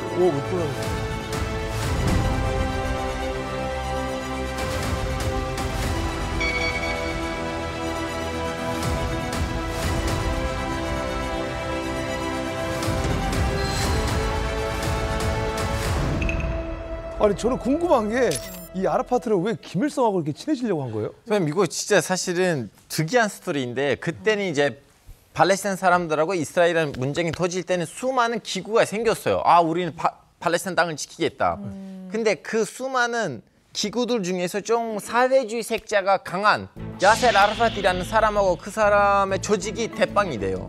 그래서 본인을 팔레스타인의 지도자라고 선언을 해요. 근데 이분이 좀 약간 뭐라 해야 되나요? 세계적으로 관심을 받는 거를 좋아하고 그걸 또 활용하는 스타일이었어요. 자, 그러면 이 사람 입장에서는 내가 어떤 행보를 하면 세계적으로 언론에 많이 나올 수가 있겠어요. 북한으로 반복하면 텔레비 많이 나오겠지. 북한을 누가 방문했다. 왜 이런 식으로 이분 자꾸 북한에 가는 거예요. 북한에 가면서 세계적으로 이렇게 언론에 타고 언론에 타면서도 팔레스타인 문제를 세계에다가 알리고 이런 배경이 있었어요. 그럼 김일성은 굳이 뭔가 먹을 게 없다면 굳이 친해질 필요가 있었을까? 1970년대, 80년대에 북한의 김일성은 팔레스타인의 아라파트가 정말 필요했어요. 그 당시에 소련하고 중국하고 원수가 집니다. 둘이 사이가 너무 안 좋은 가운데 중국은 유엔에 나가서 연설을 하고 서방에 가까워지기 시작합니다. 북한은 거기 가까워질 수 없어요. 고립무원의 처지가 돼 있는 가운데 소련하고 중국이 아니라 독자 노선을 걸어가려면 어쩔 수 없이 외부의 제3세계에 눈을 돌려야 되는데 북한이 갖고 있는 것은 반미, 반제국주의밖에 없는데 그걸 하고 있는 나라가 딱 팔레스타인인 거예요. 그래서 아라파트한테 손을 내밉니다. 그런데 왜 아라파트냐? 자기의 급에 맞는 파트너가 필요해요. 지금까지 스탈린 만나고 마오쩌둥 만났지만 꼭두가시, 괴뢰, 수하의 느낌밖에 안 되는 거예요. 가면 항상 밑에서 딸랑딸랑을 해야 되는 게 이젠 싫은데 자기랑 급에 맞는 사람을 찾아봤는데 중동 쪽에서 어느 정도 급을 갖고 있으면서도 나랑 악수를 했을 때 내가 대등한 위치에 있을 수 있겠다. 아까 봐 계속 포옹하잖아요. 그 장면이 되게 중요한 것 같아요. 딱 필요한 파트너죠. 당시에 북한이 뭐냐면 사실 외교적으로 굉장히 잘 나갈 때예요. 그래서 비동맹 외교를 네. 했거든요. 사실상 그 제3세계에서 비동맹 외교를 갖다 주도했던 게 북한이죠. 그럴 때 이제 팔레스타인과 딱 만나게 되면 그림이 정말 아름답게 완성되는 거죠. 민족해방 투쟁의 지도자로서의 그렇죠. 자기 네. 품격, 지위 이런 걸 차지하기 위해서 김일성이 끌었던 겁니다. 자, 그러니까 아무튼 이 둘이 만나서 호응도 했어요. 훈장도 줬어요. 자, 하지만 뭔가를 주고받아야 됩니다. 진짜로 현물이 오고 가느냐. 그게 중요하죠. 이게 제일 중요한 겁니다. 북한이 준 게 있습니다. 공화국 영웅 칭호. 김일성이 아라파트한테 북한 최고 등급의 칭호인 공화국 영웅 칭호를 수여했습니다. 아니, 근데 그거 뭐에다 써? 아니, 다 주는 거예요. 최근 김정은이 러시아 쿠스크에서 목숨을 바쳐서 이제 전사한 북한군한테 하사한 것도 바로 이 공화국 영웅 칭호거든요. 공화국 영웅 칭호가 북한 내에서는 최고 등급의 훈장이에요. 당과 수령을 위해서 목숨을 바친 혹은 엄청난 업적을 세운 사람한테만 주는 게 이 공화국 영웅 칭호입니다. 공화국 영웅칭호라는 건 북한에서 영혼. 제일 중요하게 생각하는 게 뭐냐? 정치적인 생명. 너의 육체적인 생명을 불구덩이에 넣어서 너의 정치적인 생명을 영원히 수령님 품에 조국과 인민의 그 조선노동당 품에 영원하는 삶이 영생불멸하는 삶이다. 이렇게 세뇌시킨다니까요. 약간 전도사님 같아요. 그런데 이 공화국 영웅칭호 받는 게 죽어야지만 받아요. 그리고 공화국 영웅칭호 이번에도 101명의 전사자들, 자폭전사들한테 정은이가 무릎 꿇어가면서 달아주자. 북한에서 이거 받는 거요. 북한 사람들은 최대 영광이고. 우리는 예를 들어서 가족에게 뭔가를 해주는 게 뭐 연금 주고 이러잖아요. 그 101명의 걔네 공화국 영웅 받았잖아요. 이번 자폭전사들. 가족들 싹 다 평양에 올라가서 시민권자 다 됐어요. 그다음에 평양에다 다 살게 해줬어요. 시민권자 받았으면 특권 중에 특권. 또 하나, 외국인이 공화국 영웅 칭호 받았다? 이거 정말 기가 막힌 일이에요. 저희들 입장에서는. 다른 외국인은 뭐 공화국 영웅 칭호 같은 거 있습니다. 그러니까 외국인들이 좀 있거든요. 그러니까 그 외국인들을 보게 되면 우선 시리아 전 대통령이었던 하페즈 알아사드, 그리고 또 킬링필드로 우리한테 알려진 폴포트, 캄보디아의 나쁜 쪽 사람 그렇게 많이 죽였는데. 학살자. 그다음에 리비아의 지도자 모하메르 엘 까다피. 아니 이거는 영웅이 아니라 악당 인증서잖아. 악당 인증서예요. 악당 인증서라니까. 빌런 모임이잖아. 야, 너는 빌런으로 인정합니다. 라인업을 보게 되면 대체로 다 북한과 계를 같이 하는 그런 나라의 독재자들한테 다 줬습니다. 명예 전당 같은 게 있어야 되는데 가족들도 가서 나 이제 빼주세요라고 해서 우리 할아버지 그거 좀 빼주면 안 돼요? 옆에 가다피 있고 막 개명할래요. 막 이러면. 자, 그런데요. 북한과 팔레스타인의 관계는 여기서 끝이 아닙니다. 북한은요, 팔레스타인 인민해방전선, 그러니까 PFLP를 지원해서 이스라엘의 공항을 테러하는 데 일조하게 됩니다. 영상으로 보시죠.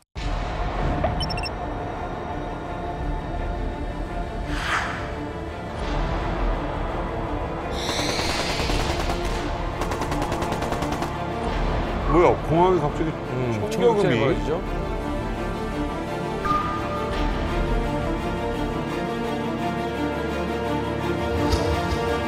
뭐야? 피야. 아니 사람도 잔뜩 있는 데서.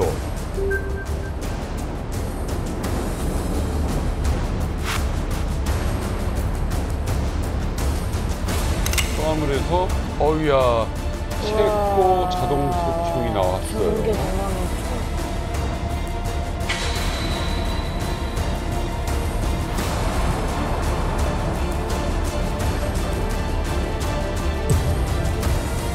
여섯 명이 사망, 80명이 부상을 당합니다. 아유, 어떡합니까? 이거 무차별 난사였네.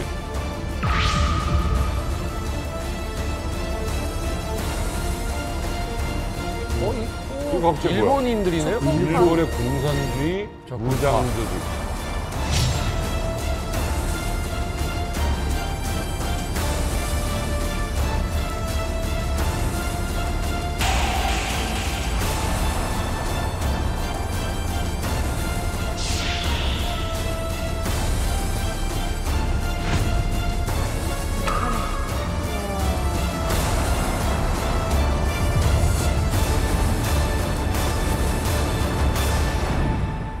이게 1972년도 5월 30일에 발생한 이 전대미문의 국제 범죄이자 국제 테러 범죄입니다. 그리고 이 대형 테러 사건의 배후엔 북한이 있었다라고 지금 드러난 거죠. 일본이잖아요, 지금. 표면적으로 여기서 일본이 왜 나오냐? 일본은 이게 궁금한 너무 거잖아요. 이거?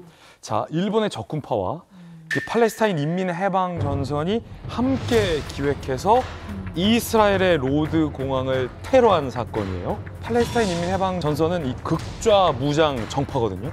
그런데 일본의 적군파 역시 일본 내에서 아까 봤듯이 굉장히 극좌 조직이에요. 일본에서 가장 파괴적이기도 하고 폭력적인 테러를 벌이기도 유명한 조직입니다. 자, 그럼 이 둘이 어떻게 손잡았냐?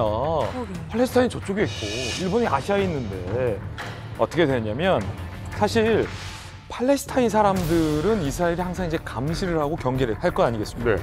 그래서 그때 당시 이 적군파, 일본의 적군파가 어디에 또 근거지를 하나 두고 있었냐면 레바논. 레바논에 거점을 두고 있었던 일본 적군파에게 팔레스타인 인민해방전선이 테러를 의뢰한 사건이에요. 테러를 일본이 여기서 나와. 그런데 여기서 잠깐만, 이 적군파 어디서 많이 들어본 단체 아닌가요? 네, 들어본 것 같아요. 우리 이만가에서 한번 다뤘습니다. 일본 요도호 여객기 납치 사건. 가짜총으로 해가지고. 자, 이 사건이 어떤 사건이냐면은 이게 1970년 3월 31일 날 9명의 일본 적군파가 승객 129명이 탑승하고 있던 일본 자알 항공기 보잉 727기 일단 도쿄 하네다를 출발했습니다. 목표는 후쿠오카였어요. 근데 공중에서 9명의 적군파가 이제 권총 등등등으로 공중 납치를 합니다. 기장 보고 욕을 하죠. 이 비행기 후쿠오카가 아니라 평양 간다. 그래서 이제 평양 쪽으로 일단 기수를 돌려요. 근데 우리 측이 알립니다. 이 비행기가 지금 납치가 돼가지고 지금 평양으로 가고 있다. 그래서 우리 측에서는 그러면 김포공항에 일단 착륙을 해라. 그러니까 우리가 여기가 평양공항인 것으로 약간 꾸미겠다. 그래서 일단 한국군을 인민군 복장을 입혀요. 그다음에 태극기를 내리고 인공기를 올립니다. 김포공항을 평양공항인 것처럼 꾸며서 착륙하게 만들어요. 일단 믿게 만듭니다.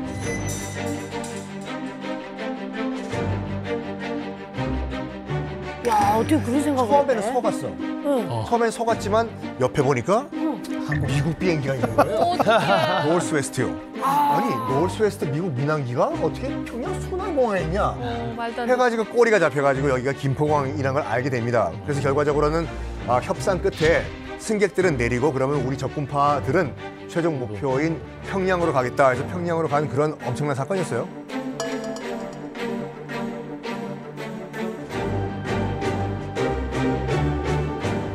네, 1970년에 적군파는 그냥 민간 여객기를 납치해가지고 북한으로 이제 망명을 떠나는 그런 데 그쳤지만 그로부터 2년 후인 1972년에는 이스라엘 로드 공항을 테러해가지고 다시 한번 이제 세계적인 규탄을 받게 됐습니다. 그래서 사건 당일에 일본 적군파 요원 3명이 파리발 에어프랑스로 이스라엘의 로드 공항에 도착했어요. 그리고 이제 여행 가방에서 7고째 VG-58 자동 소총을 꺼내가지고 난사하고 또 수류탄을 던져서 그래서 민간인 26명이 숨지고 80명이 다치는 참사가 발생했죠. 어떤 특정 상대가 있었던 게 아니라 그냥 무차별로 민간인들을 이른바 소프트 타겟이라고 하죠. 왜냐하면 군사 목표를 갖다 타격할 능력이 없는 사람들은 목표를 갖다 소프트 타겟으로 옮기거든요. 아니, 너무 난데없잖아요. 갑자기 일본이 여기서 왜 나와? 그러니까요. 아까 전에 지금 이 테러를 뭐 지원한 게 북한이라고 했는데 뭐 증거 같은 거로 나온 게 있나요? 굉장히 오랜 기간 집요한 법정 투쟁과 자료 수집을 통해서 38년 만에 이게 밝혀졌어요. 지난 2010년에 유족들을 대신해서 이스라엘의 한 인권단체가 여기에 북한이 개입된 것이 분명하다고 하면서 그동안 이제 방대한 조사를 하고 인터뷰를 했거든요. 그 일부 내용을 보면 뭐냐면 당시에 북한이 군사훈련, 시설, 무기, 폭발물, 도피처, 숙소, 금융지원, 송금, 운송수단 등을 모두 제공한 것으로 보인다. 그러니까 북한이 완전히 계획하고 준비를 다 해줬다는 것이죠. 그래서 3천만 달러의 손해배상을 청구합니다라고 고발을 했어요. 미국 연방법원이 이 주장을 인정했는데 북한 측은 유족에게 3억 7,800만 달러를 배상 이렇게 얘기를 했어요. 4천억 원이요? 네.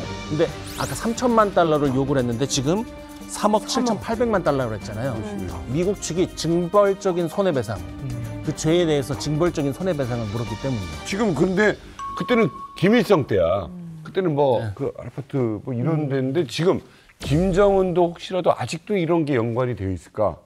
이게 궁금합니다. 그 답을 드릴게요. 이스라엘 하마스의 최근의 분쟁과 무력 충돌 안에 답이 있습니다. 바로 지난 2023년 10월 하마스가 이스라엘에 기습 공격을 가해서 수천 명의 이스라엘의 민간인을 죽였을 당시 하마스로부터 이스라엘이 노획한 무기가 있어요.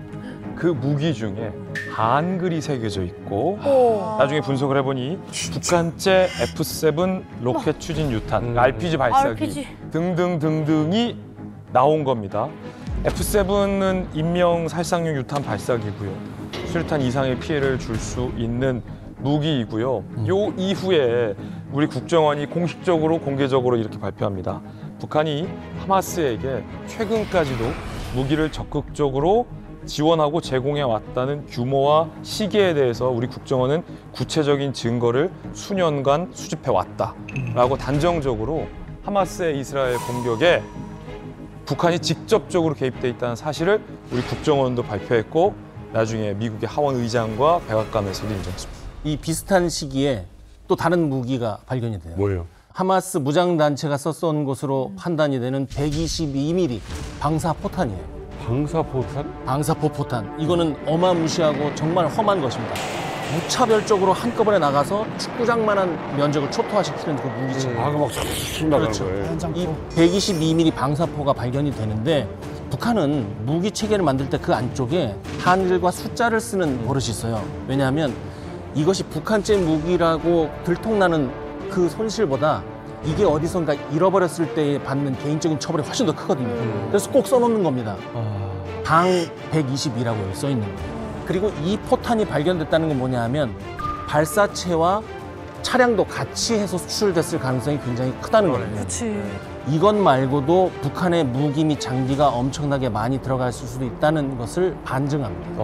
아니 이렇게 어마어마한 무기를 북한이 다 하마스한테 넘긴 건가요? 그러니까 북한은 하마스나 헤즈볼라하고 1대1로 이렇게 상대를 하지 않습니다. 테러 단체로 규정되어 있는 이 단체들하고 직접적으로 하게 되면 국제법에도 어긋나지 않습니까?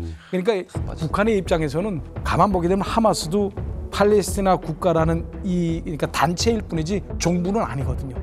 그렇기 때문에 외교적인 문제를 유발시킬 수 있는 이런 문제점에서는 북한이 다이렉트로, 그러니까 직접적으로 이렇게 수출을 하지 않는다는 말씀이에요. 그래서 이란한테 돈 받고 무기를 팔면 되는 거예요. 그러니까 이란한테 주게 되면 이란이 알아서 처리해라. 우린 모른다. 이겁니다. 자, 이 북한과 팔레스타인의 연결고리. 저희가 처음 시작했을 때는 그냥 국가 원수들끼리 어떤 그냥 뭐 쇼잉 같은 뭐 이런 느낌으로서 이제 쳐다봤었는데 정말 파도 계속해서 나옵니다. 그러니까 단순한 지도부만의 교류는 아니라는 거죠. 최근에는 팔레스타인 주민마저 이 북한을 친근하게 생각하는 하나의 사진을 올렸습니다. 이게 뭔데요? 최근에는 팔레스타인 주민마저 이 북한을 친근하게 생각하는 하나의 사진을 올렸습니다. 이게 뭔데요? 이 내용을 한번 설명을 좀 해주세요. 저게 뭐냐면요. 이제 팔레스타인 가자 지구에 있는 한 식당에 붙은 사진이에요, 저게. 식당에? 식당이요. 식당에다가. 이제 뭔 문구냐면 북한 손님을 대상으로 음식값 80%를 할인해 주겠다는 뜻이 됩니다. 이거거든요. 근데 북한 손님이 저기 있을까? 저 사진이 찍힌 게 이제 2017년도인데 2017년도가 이제 어떤 일이 발생했냐면 이거 트럼프 대통령이 예루살렘을 이스라엘의 수도로 인정한다라고 해서 국제사회가 약간 깜짝 놀란 일이 있었습니다. 예루살렘은 다시 한번 강조하지만 세계 종교의 동시 성지이기 때문에 기독교, 이슬람교, 유대교. 이게 굉장히 민감한 거기 때문에 이게 역대 미국 정부도 이스라엘의 수도로 인정을 안 해줬어요. 근데 건드리면 안 되는구나. 전격적으로 건드리면 안 돼요. 전격적으로 트럼프가 여기는 이스라엘의 수도로 인정을 해주겠다라고 한 거예요. 팔레스타인 입장에서 봤을 때는 트럼프가 싫었겠죠. 근데 거기에 바로 팔레스타인 편을 북한이 듭니다. 미국의 이번 조치를 강력히 규탄하며 자기의 합리적 권리를 쟁취하기 위하여 팔레스티나 인민을 비롯한 아랍 인민의 정의의 위협에 확고한 지지와 연대성을 표현한다라고 밝혔는데 이 식당 매니저는 그런 북한이 너무 고마워가지고 DC를 해주겠다라고 해서 문구를 올린 건데 문제는 팔레스타인에 북한 사람이 없어요. 그래요? 뭐야 그거? 누가 물었다고 해요. 미안하다. 팔레스타인에 북한 사람이 없는데 어떻게 80% DC를 해주냐? 그랬더니 식당 주인 왈 언젠가는 북한 사람이 오겠지. 아니 근데 이거 상암동 이 국밥집에 외계인 환영 써놓은 거랑 그러니까 UFO 하려고. 언젠가 안올 거 알고 80%. 이 식당 주인도 그렇게 화끈한 사람은 못 돼요. 그러니까 100%. 어차피 안 올 거면 100%라고 써야 되는데 혹시 올까봐 80%로 썼잖아. 재료값을 받아야 돼. 그러니까 이게 뭐야 이게. 한국말로 써야지. 그러네. 한국말로 써야지. 한국말로 써야지. 진짜 오게 하려고 했어. 저는 사실 이렇게 사진을 보고 웃고 넘어가지만 이거 사실 심각한 상황이에요. 왜냐하면 최근에 와서 이제 미국이 너무 대놓고 이스라엘 편을 틀다 보니까 중동에서 팔레스타인뿐만 아니고 이게 전면적으로 반미 감정이 올라가가지고 그 반미 감정이 친 북한으로 반사가 되는 거예요. 이제 팔레스타인이라는 거 사실은 가자 지구하고 수안 지구이거든요. 저도 수안 지구에 갔었는데 수안 지구에서 이렇게 반 이스라엘 시위를 할 때마다 뜬금없이 이렇게 김정은 사진 나와요. 네. 이거 진짜 웃기긴 하지만 슬픈 일이기도 해요. 아니 근데 저게 제가 이집트에서 어학연수로 2005년에 가 있을 때도 항상 저가 한국에서 왔다 그러면 항상 물어보는 게 샤말리아 아우 자누비아 이렇게 물어봐요. 그러니까 북쪽에서 써 남쪽에서 써 물어봐요. 그래서 김일성, 김정일 얘기를 많이 했어요. 왜냐하면 그들이 그래도 목소리를 내고 그러지 않냐. 좀 약간 그런 리더가 필요하다 하면서 그런 것들이 좀 많았어요. 적의 적은 친구라고. 그러니까 나의 적의 적이 돼줄 수 있는 애니까 나의 목소리를 대변해 주는 게 김정일, 김일성이니까 네. 그냥 더 그 친근감을 느끼는 거겠죠. 그러게요. 제가 그 에집트에 출장을 갔을 때 느낀 건데 그러니까 아랍인들의 거의 대부분이 다 북한을 우호적으로 생각합니다. 그리고 또 북한 군인들이 3차, 4차 중동 전쟁 때 이제 에집트에 와서 그러니까 비행사들이 카이레의 상공을 지켜줬다고 합니다. 그러다 보니 이제 에집트의 입장에서는 굉장히 고마운 거예요. 아하. 그래서 대사관도 공짜로 가장 카이로에서도 제일 노란 자이인 자말리크라는 섬이 있는데 거기에다 공짜로 줬습니다. 대사관도 굉장히 그 노란 자이 땅이라고 여의도 말하- 같은? 여의도 같은 또 이 사람들 생각에는 팔레스타인을 비롯한 그런 아랍 사람들의 위협을 북한이 변함없이 지지해 주니까 그에 대한 감사의 표시라고 할까 이런 거로 되거든요. 자, 어쨌든 이스라엘은 지금 정말 전방위적인 공격을 하고 있어요. 자, 그런가 하면은 미국 역시 이스라엘 지지를 하고요. 중동 지역에서 반발이 지금 있습니다. 자, 그런데 어쨌거나 민간인 피해 문제는 이거는 이스라엘도 큰 짐이 될 수 있어요. 지금 이스라엘과 팔레스타인의 전쟁으로 팔레스타인의 민간인이 63,557명이 사망했어요. 이야, 6만이요. 정말 누구를 위한 전쟁이야. 하마스가 무고한 이스라엘의 민간인을 1,300명을 죽였어요. 전쟁을 하더라도 힘을 갖고 있는 쪽이 최대한 억울한 이 민간인들의 죽음을 방지하면서 전쟁을 해야 한다고 저는 주장하고 싶어요. 예. 그런 측면에서 하마스는 이 전쟁을 일으켰고 자신의 어떤 백성들까지 죽음에 이르겠다는 점에서 용서할 수 없고요. 이스라엘의 네타냐후 정권도 너무 많은 팔레스타인의 민간인을 죽음에 이르게 했습니다. 더 나아가서 가자 지구 안에서 식량 구호를 받던 도중에 이스라엘 군의 총격으로 사망한 인원이 2,000명이 넘는 사건도 있었어요. 이건 학살입니다. 힘이 있는 나라가 이래서는 안 됩니다. 가자지구 내에서 벌어지고 있는 기근 사태. 네. 이건 재앙이죠. 식량을 받기 위해서 여러 사람이 서 있지만 힘이 없고 약한 사람들은 뒤에 처져 있죠. 그리고 조금이라도 아프면 그 식량을 받으러 못 갑니다. 그 식량을 받으러 못 가면 몇 날 며칠을 굶어야 되는 것이죠.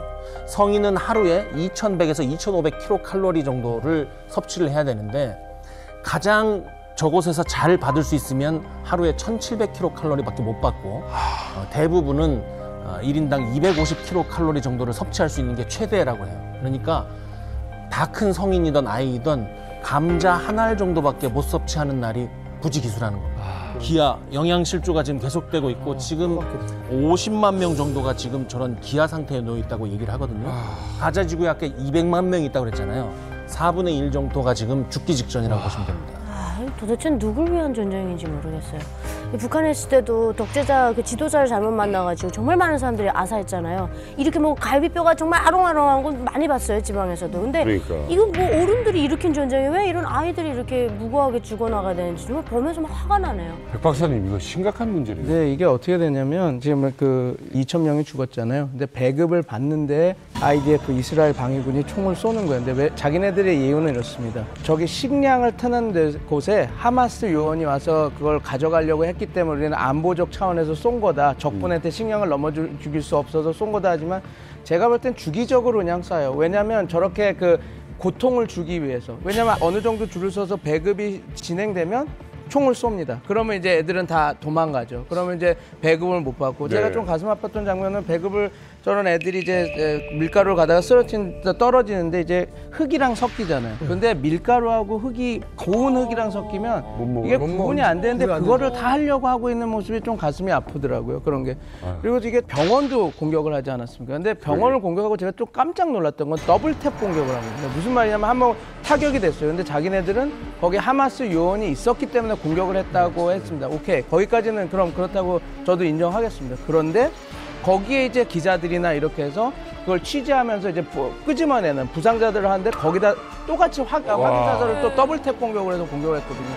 이스라엘 방위군은 거기 있는 기자가 하마스의 스파이였다라고 얘기하지만 그 근거가 어디 있습니까? 물론 그런 일을 했을 수 있다고도 봅니다. 근데 그거는 제가 볼 때는 이스라엘 입장에서도 피해갈 수 없는 그 전쟁 범죄입니다. 저는 그래서 그런 것들에 대해서 우리 정부도 좀 한번 이야기를 좀 강하게 해야 될 것 같아요. 왜 이 얘기를 하냐면 제가 늘 느낍니다. 이럴 때 우리가 강하게 나갈수록 북한 인권이나 북한에 벌어지는 일들에 대해서 더 강력하게 우리가 이야기를 할 수 있습니다. 그러니까 그때 사우디아라비아나 다른 나라도 유엔에서 호응을 해주지 지금 여기서 우리가 이러고 있을 때 얘기를 안 할 때 야 북한 봐 이렇게 하면 야 너 팔레스타인 때 뭐 하고 있다가 여기 와서 북한 얘기하려고 그러냐 딱 할 때 우리가 할 얘기가 없어지는 거죠.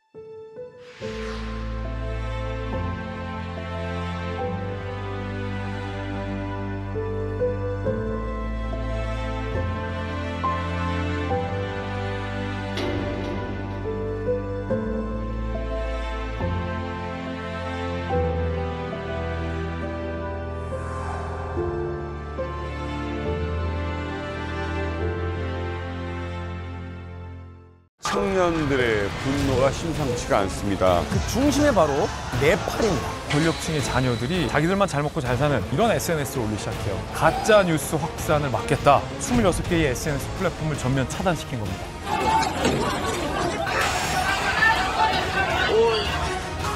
하원 의원 580명이 주택수당으로 한 달에 한화 약 420만 원을 받는다. 국회의원 전원에게 도요타의 신형 SUV 차량을 지급하겠다.